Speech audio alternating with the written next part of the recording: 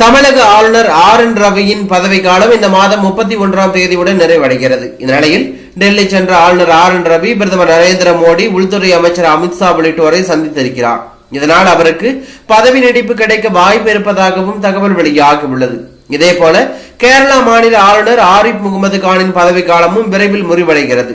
ஏற்கனவே ஜார்க்கண்ட் மாநில ஆளுநர் சி.பி. ராதாகிருஷ்ணன், காலியாக உள்ள தெலுங்கானா மற்றும் புதுச்சேரி துணைநிலை ஆளுநர் உள்ளிட்ட பதவிகளையும் கூடுதலாக கவனித்து வருகிறார். இது மட்டுமல்லாமல் வேறு சில மாநில ஆளுநர்களின் பதவிக்காலமும் முடிவடைய உள்ளது. இவற்றை கருத்தில் கொண்டு தமிழகம், கேரளா, தெலுங்கானா உள்ளிட்ட மாநிலங்களுக்கு புதிய ஆளுநர்களை நியமிக்கலாமா என்பது குறித்து மத்திய அரசு பரிசீலனை செய்து வருவதாக தகவல் வெளியாகி பரபரப்பை ஏற்படுத்தி உள்ளது.